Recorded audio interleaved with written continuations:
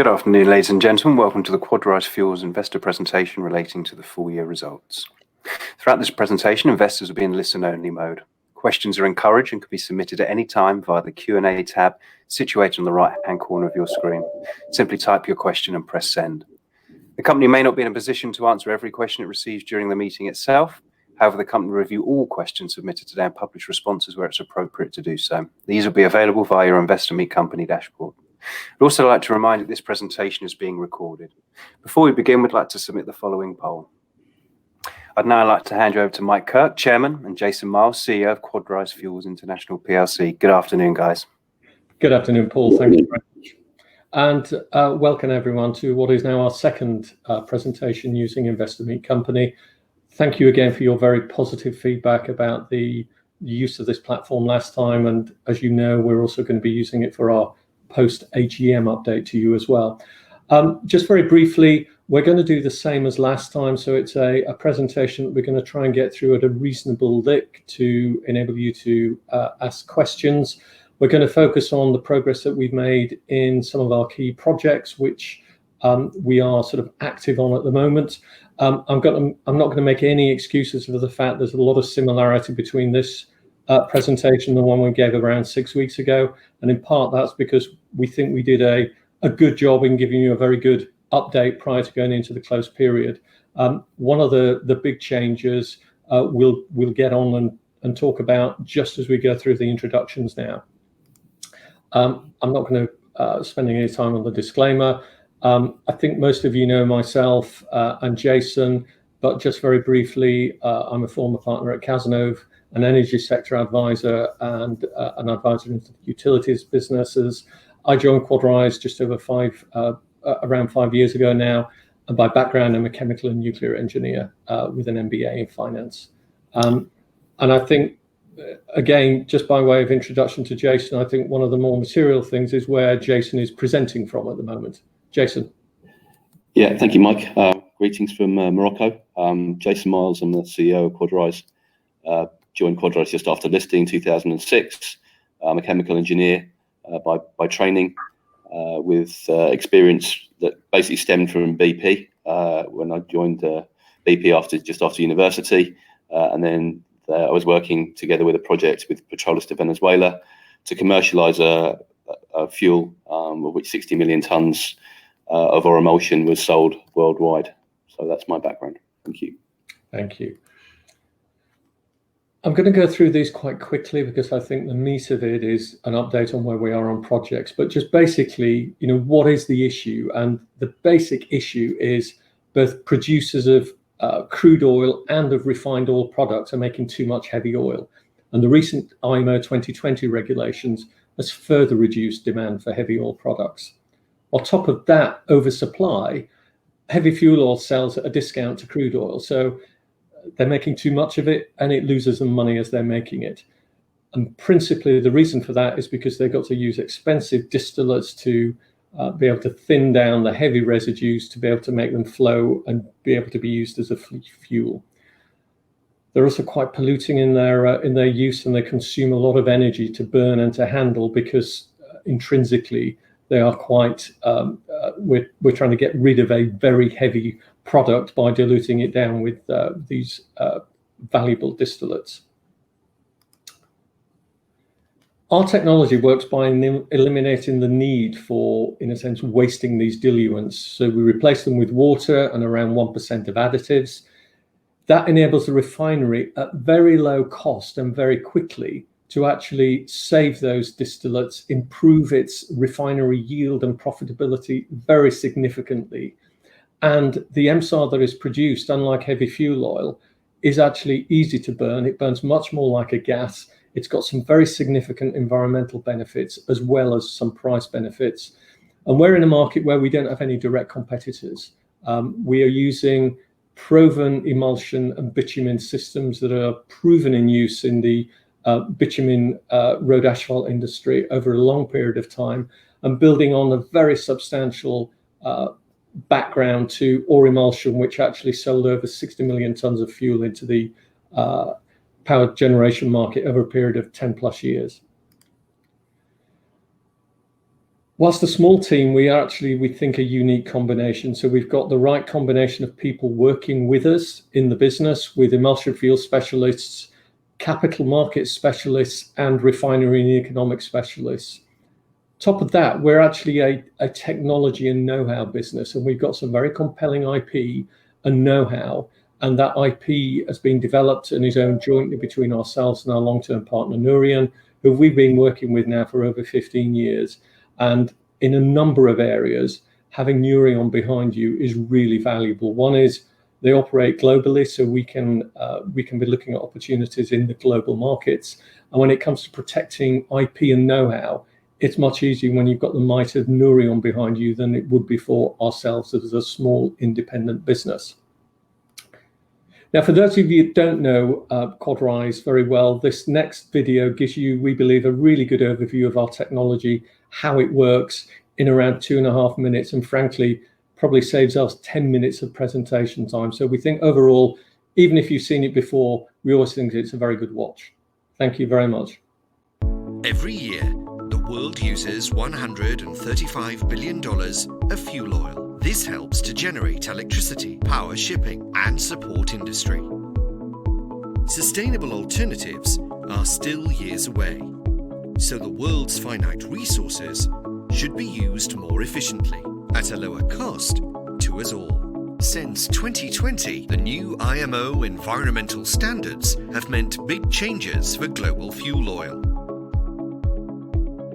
Quadrise has developed EMSAR, a synthetic fuel oil that's cheaper and cleaner. We process heavy oil residues into tiny droplets using proven emulsion technology. These are dispersed in water, which contains a very small amount of additives produced by our long-term partner, Nouryon. The result is EMSAR fuel. Fuel oil is normally made by blending the tar-like oil residues with distillates such as diesel and similar expensive distillate products, so it will flow. This results in a significant loss of revenue for refiners. But by using water and additives as a diluent, EMSAR allows refiners to sell all of their distillate products at a premium, creating significant value for the refiner. This means EMSAR can be sold at a lower price to consumers. EMSAR is stored and transported using existing fuel oil infrastructure. It can be used interchangeably with fuel oil.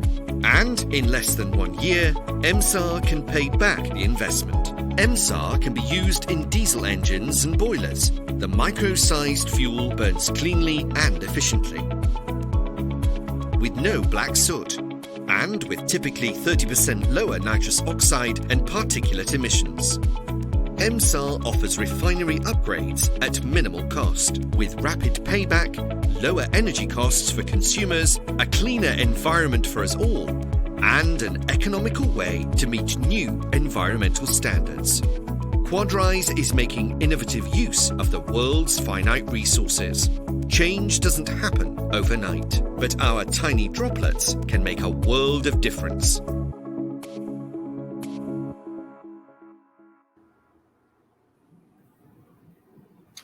I hope everyone found that helpful. For those of you who've seen it before, I think it always makes a good watch. And for those new to the business, we hope it's provided you with a very clear and simple definition of an overview of what we are as a business. And with that, I'm going to hand over to Jason to take you through most of the rest of this presentation. Thank you, Mike. So in terms of how we access the market, we access the market via a number of different routes, both directly ourselves and via basic partners worldwide. In Morocco, where we are today, we are working with a guy called Yunus Mamar. In Saudi Arabia with the Al Khafra Group, JGC in Japan, notable others, including sort of Alcor, Redliner and Freepoint for the Americas. So we have a number of different partners around the world, which has obviously been very useful during this period where travel has been more restricted. Having said that, we have been progressing all of the projects that we've been working on remotely, and now obviously able to travel a little bit more extensively, albeit it's not not as easy as it was, but it's still possible. A key project for us, where we had a pilot trial already initiated with everything ready to go at the end of Q1, and then was delayed obviously due to travel to site, is now due to progress this month.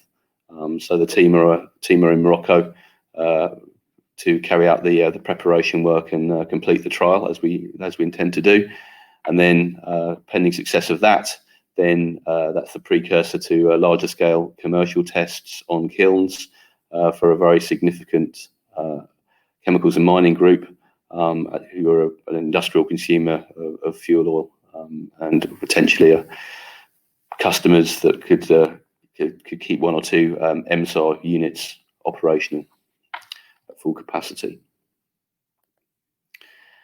The other project that we're working on to conclude a trial by the end of this year is in Utah in the US with Valcor initially, and now their JV with Tomco called Greenfield Energy.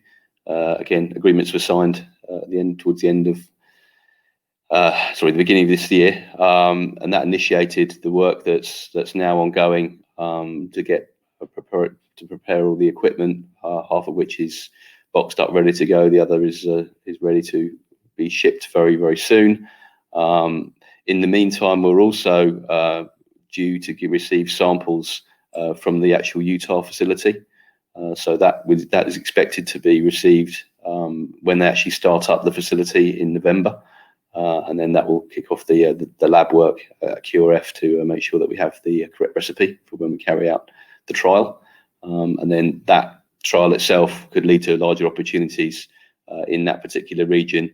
We know that Tomco and Greenfield are looking to expand the facilities for up to 10,000 barrels a day of oil, potentially more, depending on the other assets that are available as well in the area. So we believe that's a very exciting project for us on a low sulfur fuel, which is extremely heavy. And MSAR offers a very unique way of getting that to market. Other projects in Saudi Arabia, which we mentioned during the previous call, we are very active in the region to ensure that our presence is well represented in the region. We prepared a white paper that was issued earlier in the year, a few months back. We've since gone live with an Arabic version of the website as well, so that clients in that region can access the content in their own language, and we'll also be doing something similar in the Americas as well in Spanish. So that work is progressing with the main utilities there, as well as the other stakeholders, including the National Oil Company. In terms of the Americas, in Ecuador, we're carrying out briefings at the moment for the energy minister, as well as the National Oil Company there, and we're obviously looking to get a trial project underway and a trial agreement signed off with that particular client. There's a very, very good fit for MSAR in the refinery, with the ability to supply not only MSAR for refinery fuel, but also to supply utilities in the region, as well as export opportunities, which is obviously why Freeport are actively involved as well.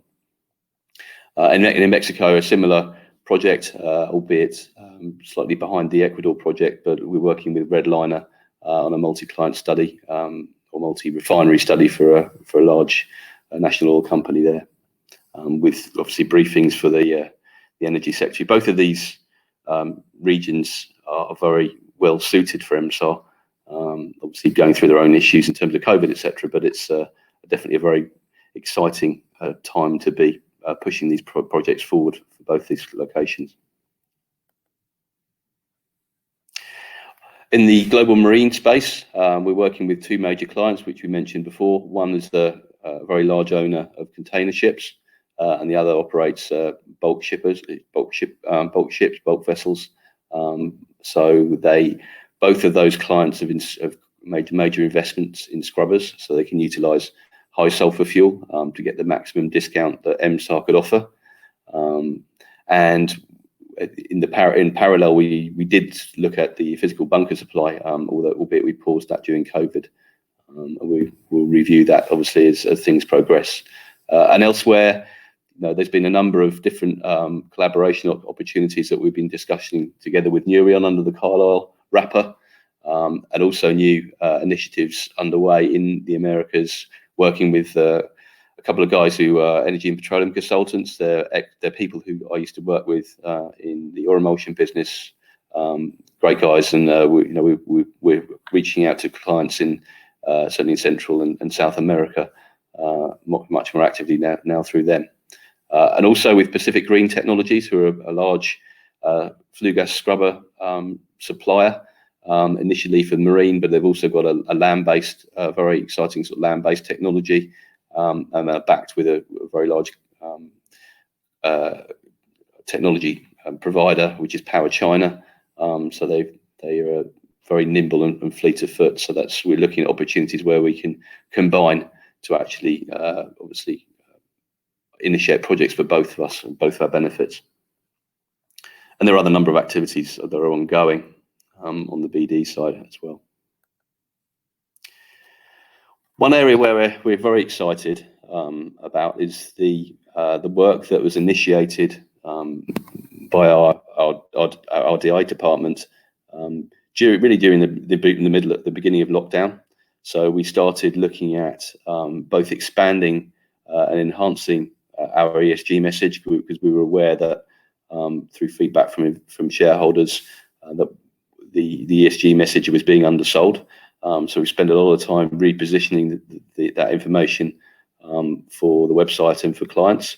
But we also initiated an ESG activity to look at the possibility of combining biofuels or biofuel derivatives into MSAR with a view to producing basically an oil and water emulsion that could combine both the residue, the water, and a sustainable material that would still provide fuel savings, but could also lead to 20% or more reductions in CO2, which we believe would be a very compelling and interesting solution for the marketplace. I'm very pleased to report that we've had very good progress to date in that activity. A patent application is being prepared and will be submitted in the space of weeks. And for us, it's a game changer for both the marine and the power sectors.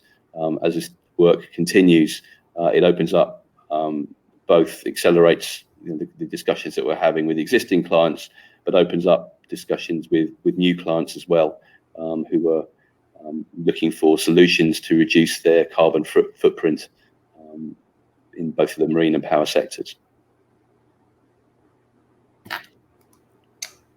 Thank you, Jason. And we'll come on and talk about this, but I cannot tell you how excited we are about the opportunities for Green MSAR. We think it's something which helps to underpin the sort of commercial development of the business substantially, and we hope to be in a position to provide further updates as we go through the rest of this quarter. I'm just going to go very briefly in terms of where we are on funding. As you know, we closed off funding in autumn of last year. We had an underpinning through the Bergen £2 million convertible. That enabled us to do a very substantial, fully underwritten open offer and a subscription, which together with the funding from Bergen gave us the funding at that point to actually enable us to move through to the end of this calendar year for our business development activities. Because of a combination of things, one, the proactive approach we've taken to cost management for a long period of time now, but particularly as we came into the start of 2020. But on top of that, the sort of negative impact of COVID in terms of reducing our business development travel quite substantially without having the same impact on our business development activities. And I think it's really important to draw that distinction. So we've had the benefit of reduced travel. I'm not going to say it's had no impact on us, but to the extent that we've been able to progress a number of activities actually in an accelerating way during the course of 2020 is, I think, great testament to the team and the way that they've progressed things to date. and our strategy of engaging with local partners where that's appropriate, because that has given us the ability to have that local presence in there when we couldn't physically get over there. So now we've got a runway through to mid Q2 2021. There are things that could happen that would mean that we might need new funds prior to that in terms of positive developments. But in terms of where we are on a normalized basis, we've got the runway through to mid Q2 2021 to enable us to develop further the business development and project initiatives that Jason has just been talking about. Just in terms of summarizing this now, we've got a solution to a global problem that works now, not in 5 years' time or 10 years' time, but now. It's proven, it's low cost, it's actually something that you can implement within 9 months. We think this, together with the already substantial economic environmental benefits that we get, will actually drive this forward. That's why we're so excited about the opportunity with Green MSAR, because on top of that, there are some very significant further advantage that we can see being delivered. So I think, because again, we've had these questions before, but it is about enabling a greener energy transition. We know that if you look forward probably 15 to 20 years, renewables are going to be the story, but actually there is going to be a huge use of fossil fuels between now and then. And we think it's incumbent on us to ensure that that's done in as clean a way as possible. And both existing MSAR and potentially in a much greater way, Green MSAR is really going to drive that forward, not just in the markets that we're currently looking to address, but in new potential markets as well. And that global pipeline of opportunities has presented us with, we think, the best possible platform for progressing to commercial revenues that, frankly, we've ever seen in the business. It's a testament to the hard work that's been put in by everyone in the business and all of our partners over quite a challenging year to date. But we think that's putting us in a very substantial and positive platform for future development during the course of the last quarter of 2020 and into the start of 2021 in a very positive way. And with that, we'd like to sort of formally close the presentation, but then open up to questions. Fantastic. Thank you very much indeed. Thanks, Mike. Thanks, Jason. Ladies and gentlemen, before we continue with the Q&A, please do continue to submit your questions using the Q&A tab situated in the right-hand corner of your screen. Simply type your question and press send. But just while the company do take a few moments to review those investor questions submitted already, I would like to remind you that the recording of this presentation, along with a copy of the slides and the published Q&A, can be accessed via your investor dashboard on the Investor Meet Company platform. Lastly, before I hand back to Mike and Jason, I'd like to remind you, as they said, your feedback is very important to the company. So please do take a few moments to complete it post the webinar. You will be immediately redirected for the opportunity to provide feedback so the company can better understand your views and expectations.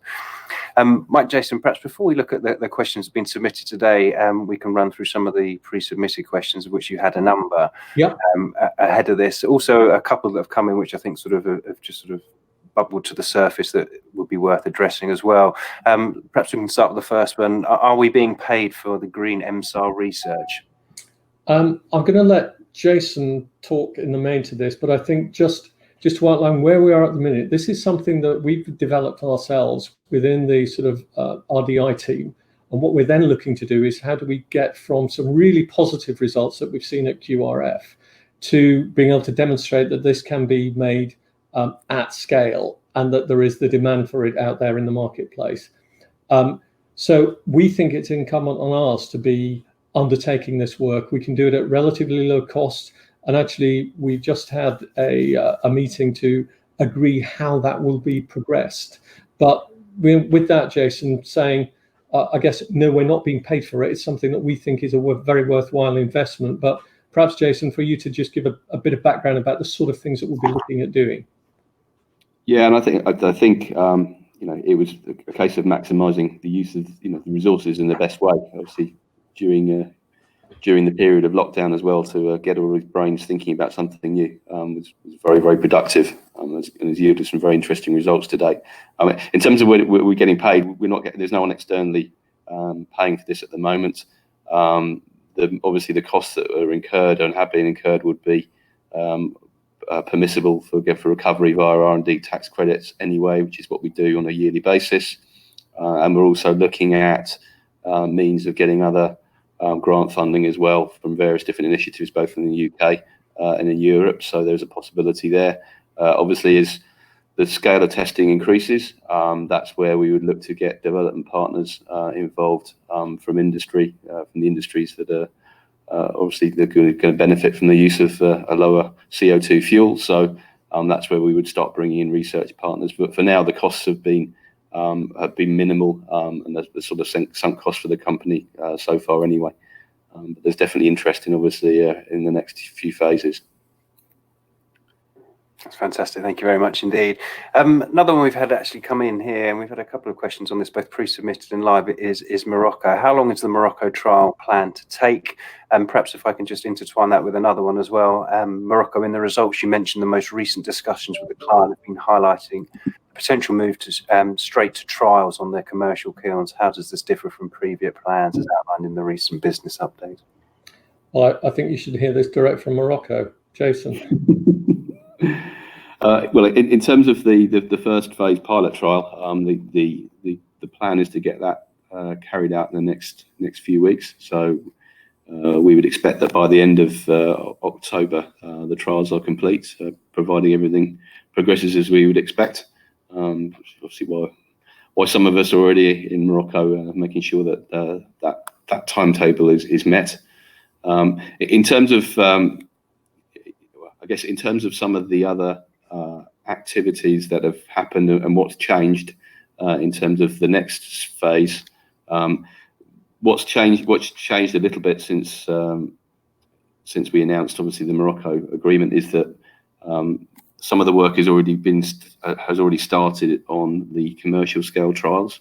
So we're able to try and keep the program on track for the commercial trials by doing a lot of the engineering work in advance, so that the intention would be that after the pilot plant trial is completed and signed off by the client, that we're in a pretty good position to then look at two of the opportunities in the location or within the client's portfolio, where we know that there's a substantial demand for this type of fuel in their kilns. Thanks, Jason. Next pre-submitted question we've got here is, please outline the types of feedstock that will be used with your proposed greener MSAR. I mean, maybe if I take this, because it's not a technical response, we're in the process of actually getting into putting a patent application in. So we're not really going to be saying anything more about this until we've got the protections under that patent pending. But we do have a desire to ensure that shareholders are kept absolutely up to speed with this. So we would be looking to put in place some quite extensive PR and IR activities surrounding the sort of a more formal launch of Green MSAR. So it isn't we're never going to tell you, it's we can't tell you yet, we don't think it's commercially sensible for us to do so, but we will be putting something in place to give you a much clearer overview of Green MSAR, what the potential is and why we're so excited. And Paul, could I perhaps ask you to ask that question from Paul G in relation to this, and I can cover that off at the same time as well? Yeah, sure. Or, with those ones coming through, happy for you to read those out as well. But... yeah, actually, this is from Paul G, and I hope it's not a Paul G that we used to know from the business. But it says, Mike, you say you're very excited by Green MSAR, but you can appreciate shareholders, particularly long-term, are becoming increasingly frustrated that we haven't been able to successfully become a sustainable business through the sale of regular MSAR. Should all resources not be focused on getting one of these projects finally over the line, given we've been unable to do so for the last decade? Well, Paul, I can appreciate that, and we understand that there is some frustration there from shareholders. I have to say, you should accept that we are frustrated by sometimes our lack of ability to get some of these things progressing as quickly as we would hope.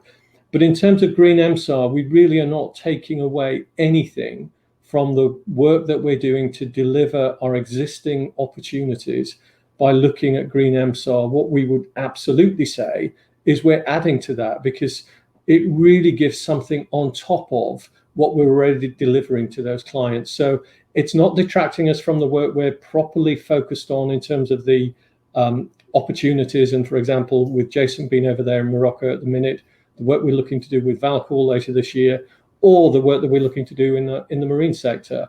But we think it substantively adds to that.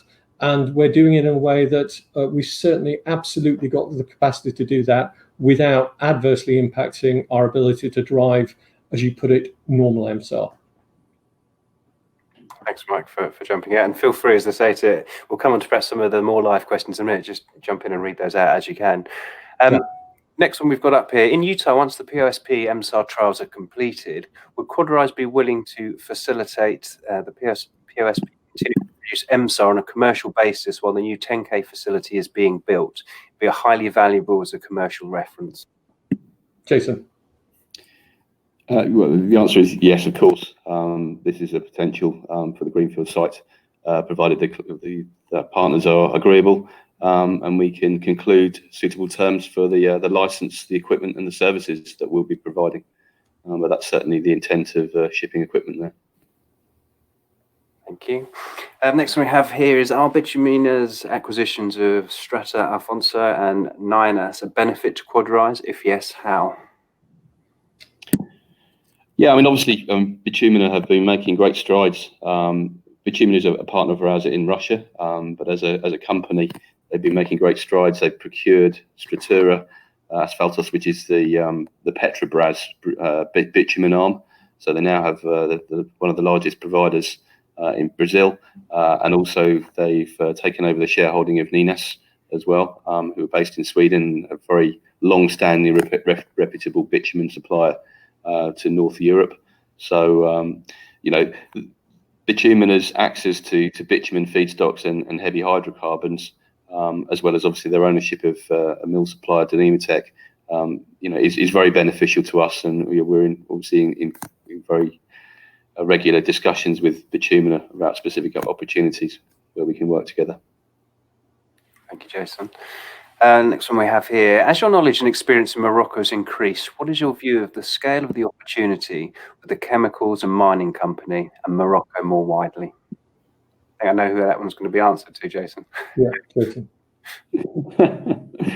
Yeah, I mean, I think we've had, as discussions progress with the client, and they've opened up about other opportunities. We certainly think that they're very willing to evaluate and test MSAR and a number of other applications. That's obviously very encouraging for us. In terms of wider opportunities in the country, in Morocco, there are other energy sources being deployed as well.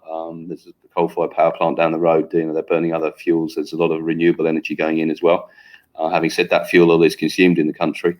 And we have an agent who is the ex-CEO of the local utility company, ONE. So we're very well placed in this particular region to maximise all of the opportunities that are available, both here and also, if things progress in Morocco, there are other countries in Africa which would benefit from a lower cost fuel alternative.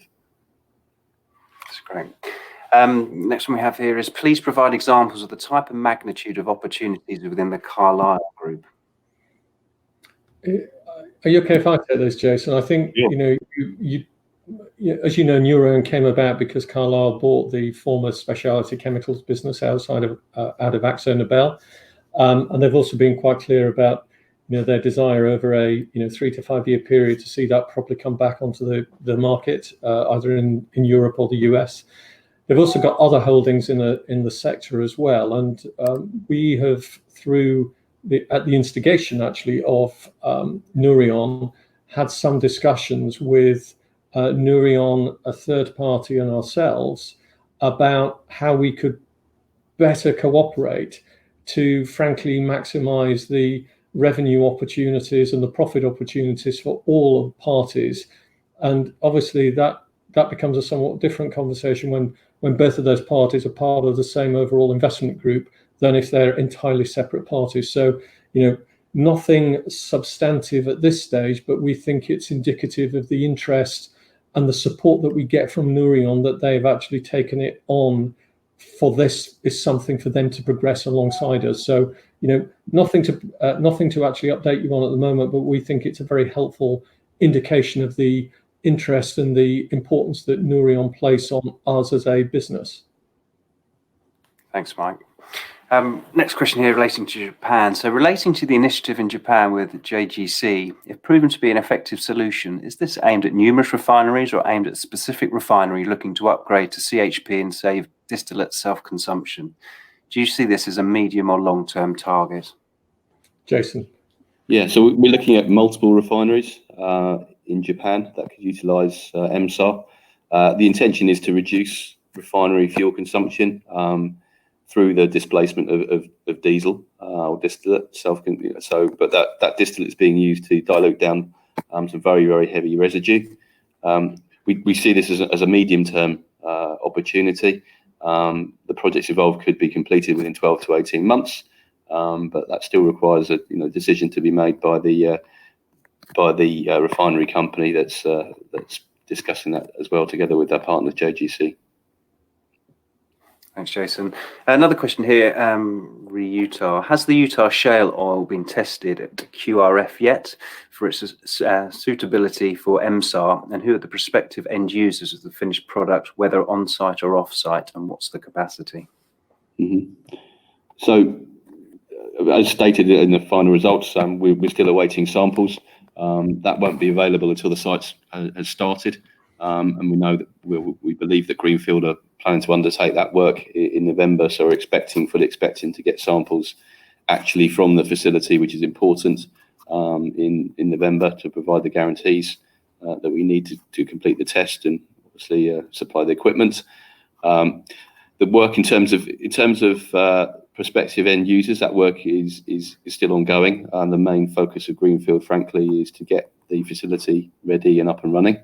So that's occupying some of their time, but we're working together with them and with some of their other potential partners in that region to look at various different markets for the produced fuel, which may also provide another opportunity for green MSAR as well. Now that seems to be progressing positively.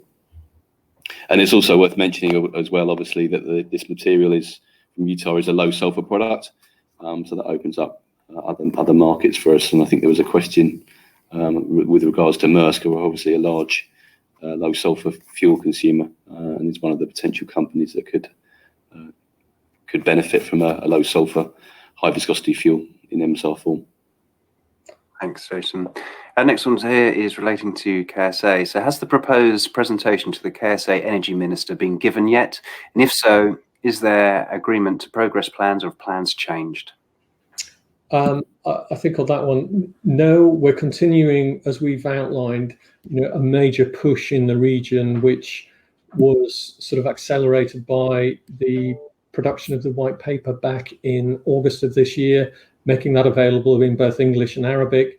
And as Jason has outlined previously, and that was then followed up very, very shortly thereafterwards with basically the bulk of our website now being available in Arabic as well. There are no specific updates to provide in relation to that meeting, but I would say that we are progressing all those avenues diligently now.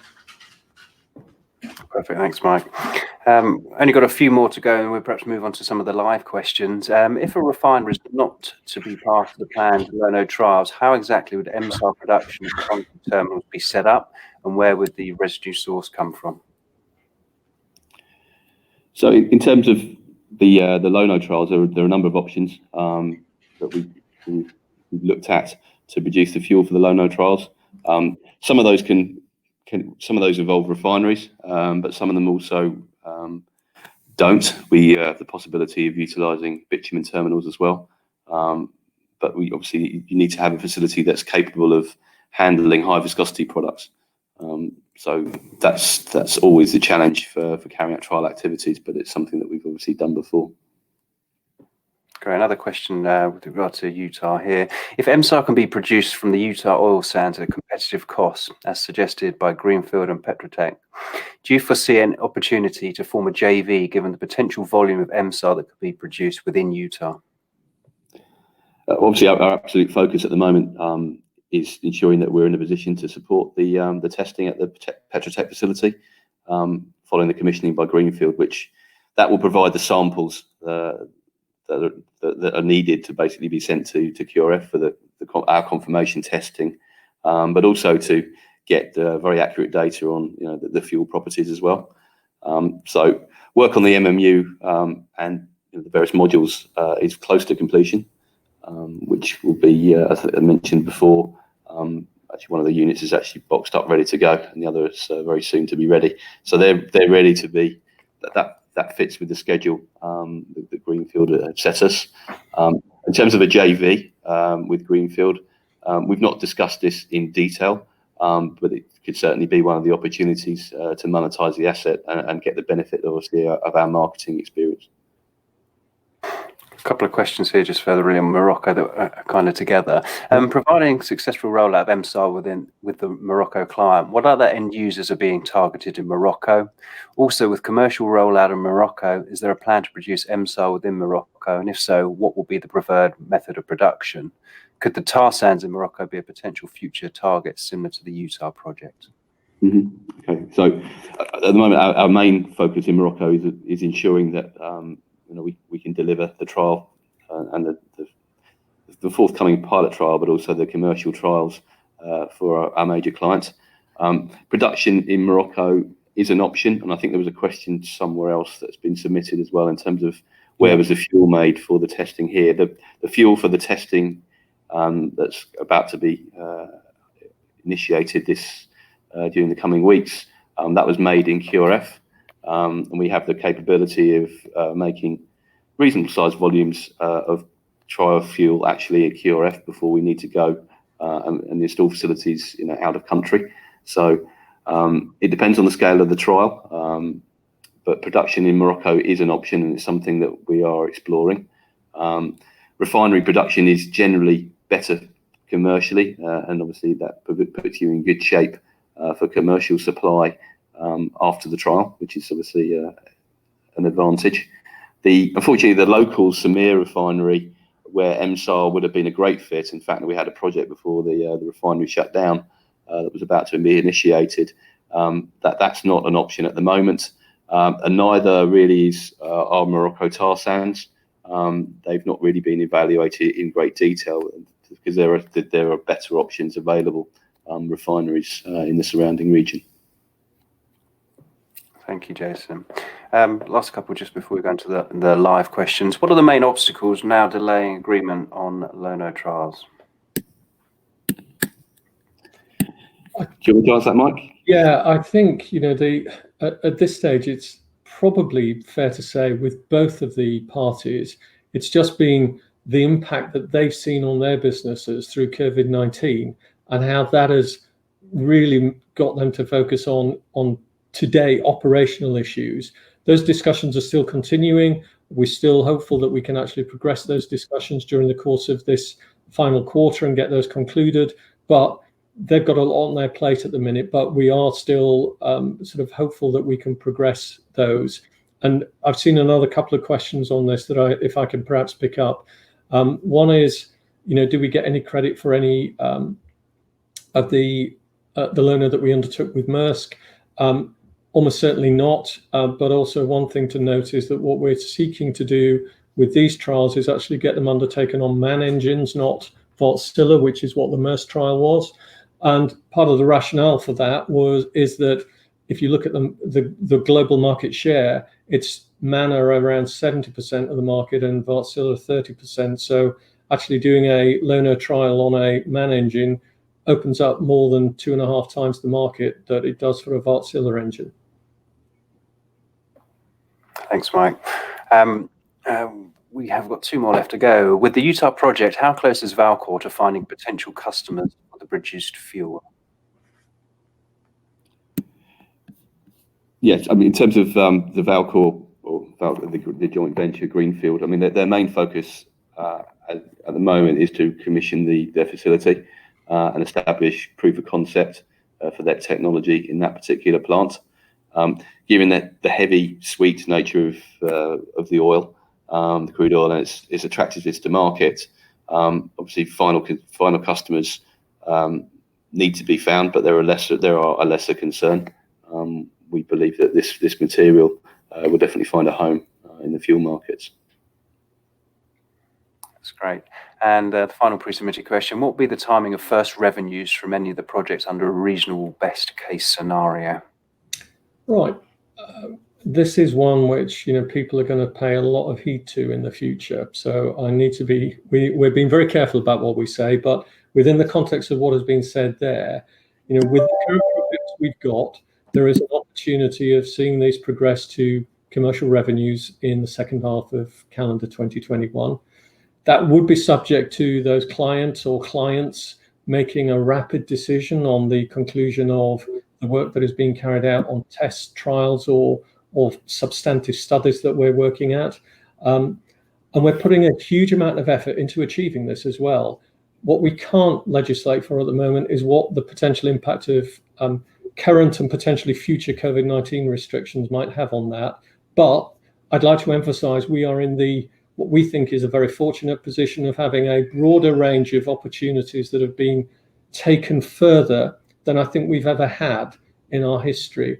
And I know certain shareholders will find that a little frustrating for that to be repeated, but absolutely that's the case for us, that we don't think we've ever been in a better position with a broader spread of opportunities across a number of marketplaces, which we can, on successful delivery of the next stages, progress to commercial revenues at a pace, we believe. That's great. Thank you, guys. That concludes the pre-submitted questions, and it's woven a few of the live ones as well. But perhaps if you had a moment to review them, I was just one that I sort of quite like to pick up is one from Lionel T, which could we get a professional PR company to promote Green MSAR? I hope there isn't an inference there that you don't think our PR is professional, because we put a lot of effort into it, but we will absolutely be working with our PR advisors. And in principle, those are two. We've got FTI who work with us on general media and social media. And we work very closely with a design agency called Invicom, who have actually produced the animated video that you saw there and have produced the white papers as well in terms of their look and feel. So we will absolutely be doing that. We've only got the right chance to launch this once, and we're going to make sure it's done in a professional and engaging way. There were a couple of questions. Sorry, there were a couple of questions on Green MSAR that I could pick up. Yeah. All if that makes sense. One was from Ian J in terms of how is Green MSAR being tested. So the testing that we've done in the lab so far has been blending some of the biofuel derivatives into conventional MSAR in different ways, in terms of putting the biofuel actually into the residue and then blending that with water and comparing that with just putting the biofuel in the water phase and blending that with the residue. So there's a number of different techniques and tests that have been carried out, which are obviously part of the patent that's been done. All of this is being tested in our lab facilities, and there's obviously very good videos online in terms of the sort of testing that we do, but nothing specific to Green MSAR as yet. But it's using our existing blending equipment to produce MSAR fuels with obviously a lower CO2 content in the fuel.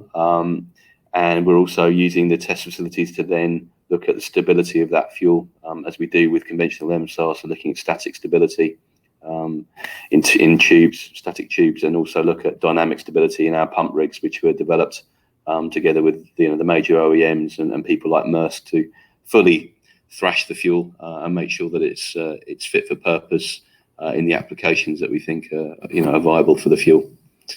And there's a question from Steve Y in terms of are we looking at biofuel residues, and the answer is yes on that one. So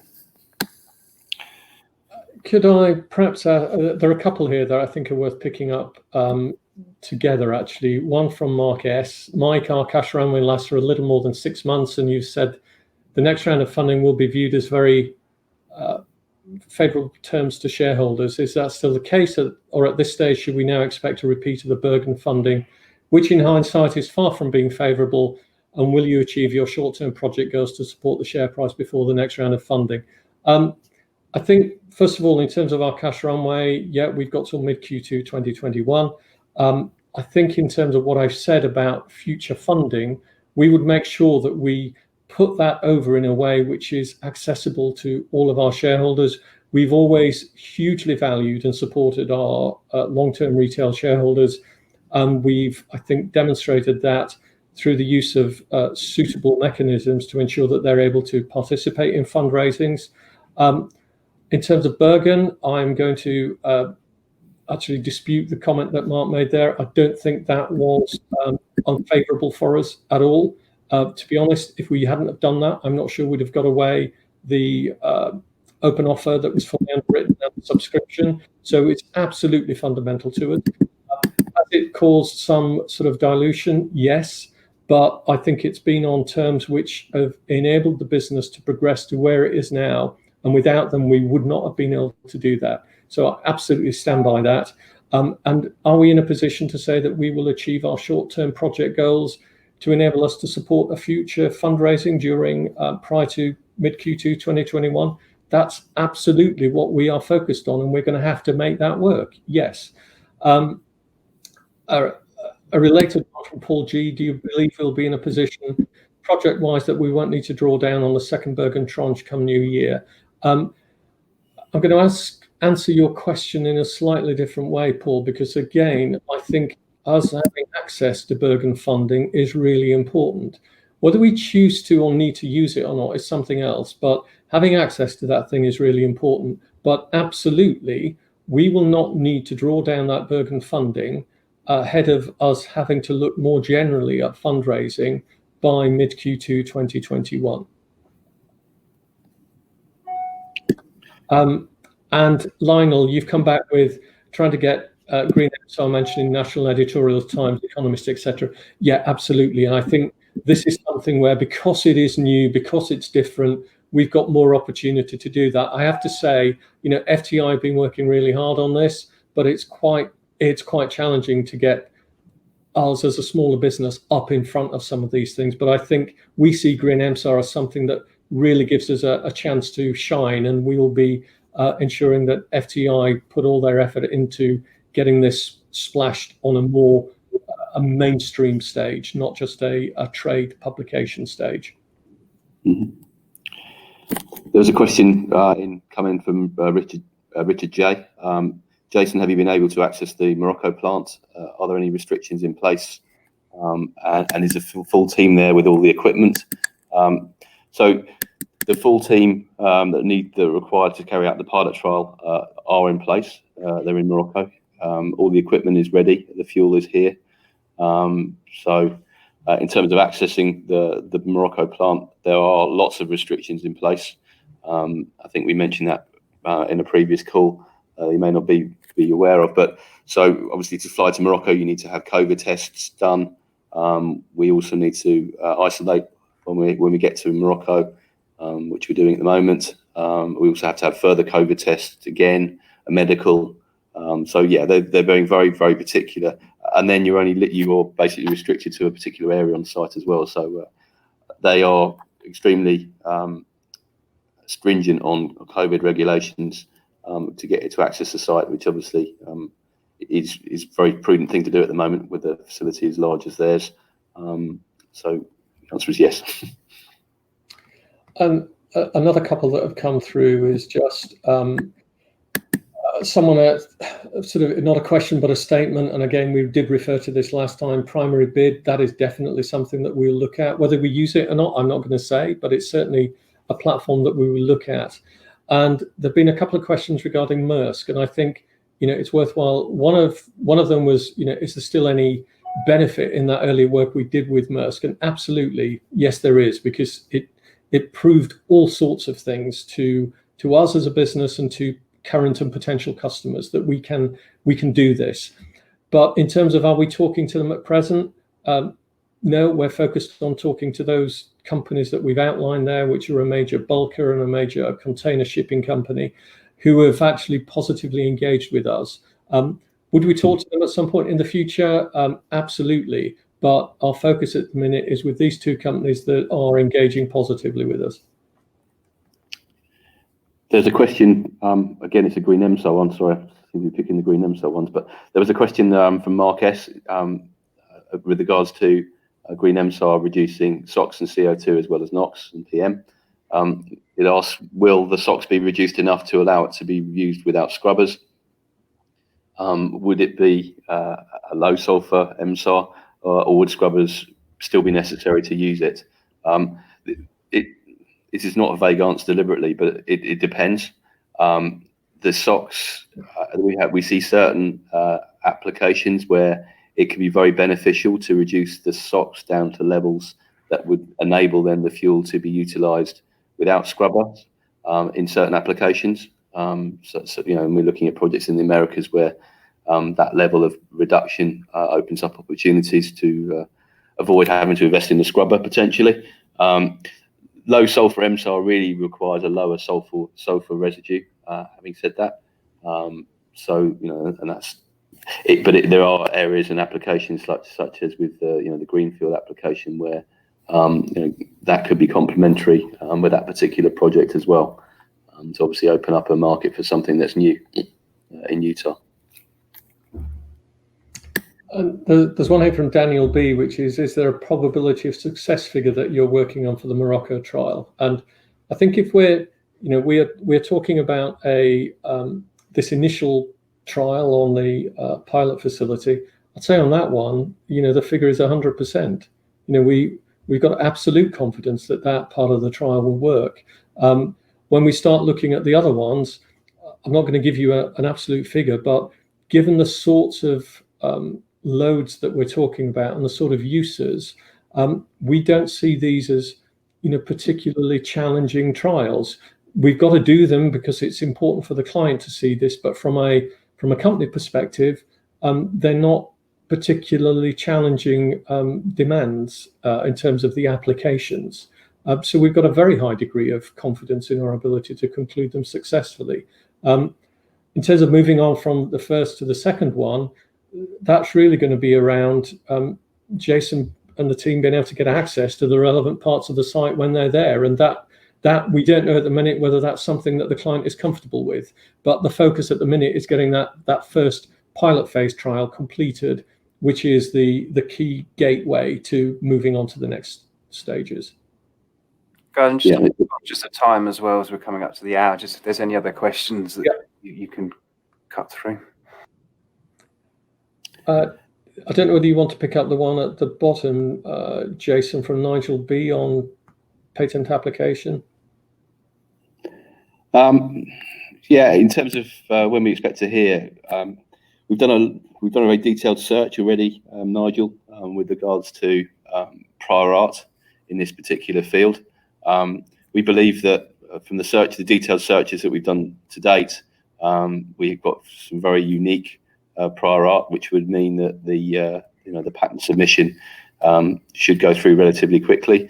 Having said that, never say never in the patent world. So it depends what else may be uncovered during that, during our initial submission. In terms of timing, where we can provide a little bit more detail when we do the Green EMSAR launch after the patent's been submitted, but it will follow the usual timing of any sort of UK patent, which will then transfer to a PCT application.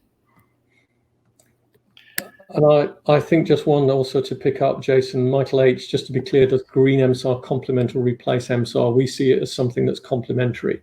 For certain customers, it could replace it. For others, it will be, they may still have an interest in pursuing a normal EMSAR route rather than a Green EMSAR route. But there are some particular applications that we think have got really fantastic opportunities for a Green EMSAR to be a real game changer for us and for our customers. There's a question from Janine asking if I'm going to go to Utah as well. At the moment, that is not confirmed. Although some of the team with me, maybe. But yeah, we obviously we review which teams need to be where. Obviously we're sensitive that the teams need to be split up in two as well, potentially. So it may be that I don't travel to Utah, but we're very well covered with other experts to complete that trial if needed, or as needed rather. Yeah, and Paul G, absolutely, we'll send you a personalised polo when we get. And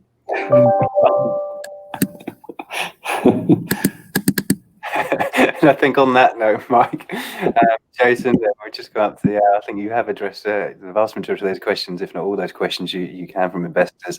Of course, the company will review all questions submitted today, and we'll publish those answers on the Investor Meet Company platform where appropriate to do so. Just to wrap up, Mike, perhaps if I could just ask you just to say a couple of words just to wrap before we redirect investors for feedback, please. Great, thank you very much, and thank you very much to all the team at Investor Meet Company for enabling this. We think it's a great platform for us. Thank you most of all, though, to everyone that both submitted a question online before and during the course of this, and for those that just wanted to sort of sit there and listen to us as well. Thank you very much for your time. It's much appreciated. If you do have any feedback for us, please do submit it. We do read every piece of it. We're constantly trying to get better at what we do, and we can only do that if we hear from you what works and what doesn't work. But thank you very much. As you know, the next scheduled update is after our closed AGM on the 27th of November 2020 at 12:30. And if we don't have anything in advance of that, we're very much looking forward to welcoming as many of you as we can to that meeting. And that's our way of actually saying, whilst the AGM is going to be closed, what we don't want to do is think that we're trying to close ourselves off to questions from our shareholders. Absolutely the opposite. And Investor Meet Company will be the perfect platform for us to demonstrate that. And we look forward to being able to speak to you again in a little over a month's time. Yeah, thanks all. Thanks for the good wishes. That's fantastic. I think polo shirts and splitting Jason in half. Thank you to everyone. Mike, Jason, thanks for updating investors today. Could I ask investors not to close this session? As the team have said, it would be great to get your feedback. You will be automatically redirected for the opportunity to provide your feedback. If you've accessed the meeting via the website, that feedback page will appear in front of you a couple of seconds after the end of the webinar. If you've accessed via the link sent in the email, again, just wait a few seconds, you'll be sent to the login page. Just simply log in and submit your feedback. It's much appreciated by the company and the team. On that note, on behalf of Quadrise Fuels International PLC and Investor Meet Company, I'd like to thank you again for attending today's presentation. That now concludes today's event. Thank you and goodbye.